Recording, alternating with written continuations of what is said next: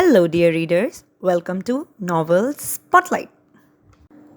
This is an audiobook of the novel The Midnight Library by Matt Haig. Chapter 25 Swellpart. She woke in a small bed in a little cabin on a boat. She knew it was a boat because it was rocking, and indeed the rocking, gentle as it is, had woken her up. The cabin was spare and basic. She was wearing a thick fleece sweater and long johns. Pulling back the blanket, she noticed that she had a headache. Her mouth was so dry, her cheek felt sucked up against her teeth. She coughed a deep, chesty cough and felt a million pool lengths away from the body of an Olympian. Her fingers smelled of tobacco.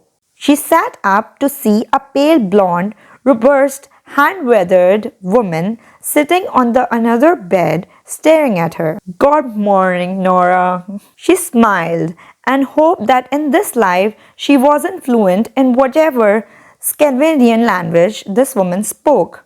"Good morning." She noticed a half-empty bottle of vodka and a mug on the floor beside the woman's bed. A dog calendar, April Sphincter's panel, was popped up on the chest between the beds. The three books on top of it were all in English. The one nearest to the woman said Principle of Glaciers Mechanics, two on Nora's, a naturalist's guide to the Arctic, and a Penguin Classic edition of the Saga of Volsung, the Norse epic of Sigurd the Dragon Slayer. She noticed something else. It was cold, properly cold. The cold that almost burns, that hurts your finger and toes and stiffen your cheeks. Even inside, with layers of thermal underwear, with a sweater on, with the bars of two electric heaters glowing orange, every exhale made a cloud. "Why are you here, Nora?" the woman asked in heavily accented English, a tricky question when you didn't know where here was. "A bit early in the morning, isn't it, for philosophy?" Nora laughed nervously. She saw a wall of ice outside the porthole, rising out of the sea. She was either very far north or very far south. She was very far somewhere. The woman was still staring at her. Nora had no idea if they were friends or not. The woman seemed tough, direct, earthy, but probably an interesting form of company. "I don't mean philosophy. I didn't even mean what you got into glaciological research, although it might be the same thing. I mean, why did you choose to go as far away from civilization as possible? You have never told me." "I don't know," she said. "I like the cold. No one likes this cold, unless they are sadomasochists." She had a point. Nora reached for the sweater at the end of her bed and put it on, over the sweater she was already wearing. As she did, she saw, beside the vodka bottle, a laminated lanyard lying on the floor. Ingrid Skarbik, professor of Geoscience, International Polar Research Institute. "I don't know, Ingrid. I just like glaciers, I suppose. I want to understand them, why they are melting." She wasn't sounding like a glacier expert, judging from Ingrid's raised eyebrows. "What about you?" she asked hopefully. Ingrid sighed, rubbed her palm with a thumb. "After Per died, I couldn't stand to be in Oslo anymore. All those people that weren't him, you know. There was this coffee shop we used to go at the university. We just sit together but silent, happy silent, reading newspapers, drinking coffee. It was hard to avoid places like that.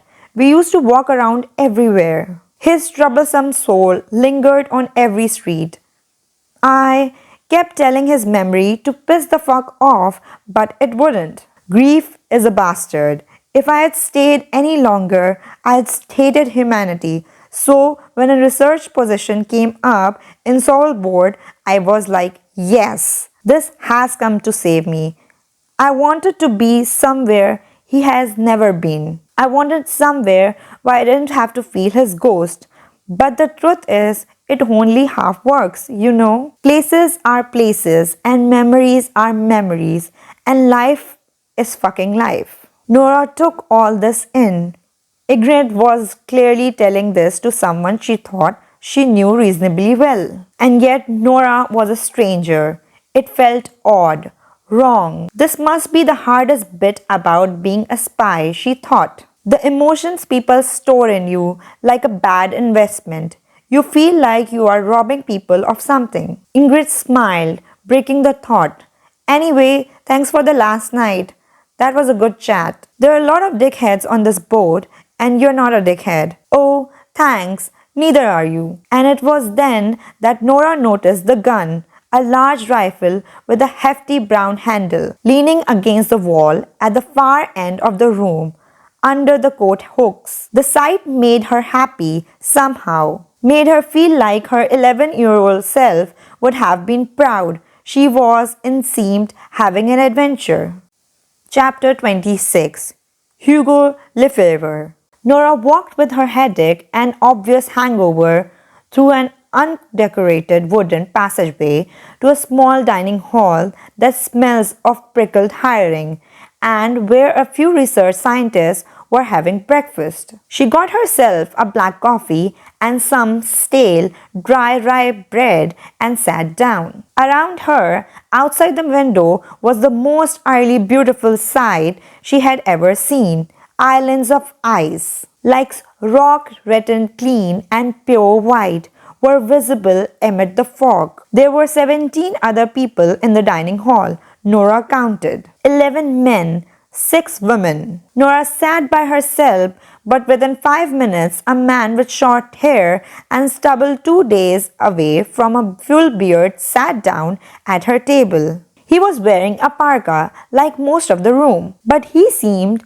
ill-suited to it, as if he would be more at home on the Riviera wearing designer shorts and a pink polo t-shirt. He smiled at Nora. She tried to translate the smile to understand the kind of relationship they had. He watched her for a little while, then stubbed his chair along to the opposite her. She looked for a Leonard, but he wasn't wearing one. She wondered if she could know his name. "I'm Hugo," he said, to her relief. "Hugo Lefebvre. You are Nora, yes?" "Yes. I saw you around in Board at the research center, but we never said hello. Anyway, I just wanted to say I read your paper on pulsating glaciers and it blew my mind." "Really?" "Yes, I mean, it always fascinated me. Why they do that here and nowhere else. It's such a strange phenomena. Life is full of strange phenomena." Conversation was tempting, but dangerous. Nora pulled a small, polite smile and then looked out of the window. The islands of the ice turned into actual island. Little snow-streaked pointed hills like the tip of the mountains of flatter, craggy plates of a land. And beyond them, the glacier Nora had seen from the cabin porthole. She could get a better measure of it now, although its top portion was concealed under a visor of cloud. Other parts of it were entirely free from the fog. It was incredible. You see a picture of glacier on TV or in magazine and you see a smooth lump of white. But this was as textured as the mountain, black, brown and white. And there were infinite varieties of that white. A whole visual smorgasbord of variation. White, blue white, turquoise white, gold white, silver white, translucent white, rendered clearly alive and impressive, certainly more impressive than the breakfast. "Depressing, isn't it?" Hugo said. "What?" "The fact that the day never ends." Nora felt uneasy with this observation. "In what sense?" He waited a second before responding. "The never-ending light," he said, before taking a bite of a dry cracker. "From April on, it's like living on an interminable day. I hate that feeling." "Tell me about it." "You would think they will give the porthole curtains." "Hardly slept since I have been on this boat." Nora nodded. "How long is that again?" He laughed. It was a nice laugh, close-mouthed, civilized. Hardly a laugh at all. "I drank a lot with Ingrid last night. Vodka had stolen my memory." "Are you sure it's the vodka? What else would it be?" His eyes were inquisitive, and made Nora feel automatically guilty. She looked over at Ingrid, who was drinking her coffee and typing on her laptop. She wished she had sat with her now. Well, this was our third night, Hugo said. We have been meandering around the archipelago since Sunday. Yeah, Sunday. That's when we left Longyearbyen. Nora made a face as if to say she knew all this. Sunday seems forever away. The boat felt like it was turning. Nora was forced to lean a little in her seat. 20 years ago, there was hardly any open water in Savalbord in April. Look at it now. It's like cruising the Mediterranean. Nora tried to make her smile seem relaxed. Not quite. Anyway, I heard you got the short straw today. Nora tried to look blank, which wasn't hard. Really? You are the spotter, aren't you? She had no idea what he was talking about, but feared the twinkle in his eyes. Yes, she answered. Yes, I am. I am the spotter. Hugo's eyes widened with shock or mock shock. It was hard to tell the difference with him. The spotter? Yes. Nora desperately wanted to know what the spotter actually did, but couldn't ask. Well, bonne chance, said Hugo with a testing gaze. Mercy, said Nora, staring out at the crisp Arctic light and a landscape she had only seen in magazine. I am ready for a challenge.